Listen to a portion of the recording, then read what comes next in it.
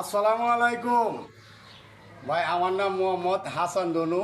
মানছে আমারে আউস করে বাদে মেরে দেখ গা, এতে কোনো দুঃখ নাই।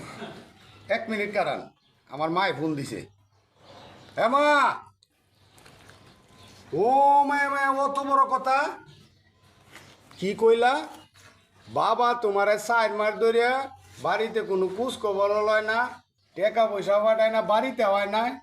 মা তুমি আজকে মনে করো বাবা বাড়িতে গেছে গা, কেমনে যাইব এইটা আমি সিস্টেম করো। আমি তোমার ফুলানা আজকে বাবারে বাড়িতে পাঠাইতেছি। মা তুমি দোয়া করো। হ্যালো মা, ফোনটা রাখো। দেখ, ও মায়া মায়া ও তো বড় কথা, বাবা সাইন মার ধরে বাড়িতে যায় না, আজকে বাবারে বাইক পাঠাইতেছি।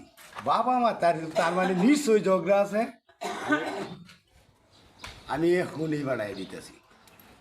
দেখছো আব্বার বাচ্চা কই আছে, আমি যাই। ওই আব্বা, আব্বা কি হয়েছে রে? কি চালাই গেছিল তাড়াতাড়িয়া? বাড়ির খবর পাইছ? কি হয়েছে খবর? মায় ফোন করে কইছে তোমারে গেলে তালাক দিব। কি কইছস কথাটা? এই কথাটা কেমনে কইলি রে? শুধু তালাক না তো, তুমি যদি আজকের ভিতরে বাড়িতে না যাও, মায় কইছে আরেক বেটা লয়ে বাইকে যাইবো গা। আই সর্বনাশটা করছে রে। আমি এখনের কি কইলে বাবা? কি কইলি রে বাবা?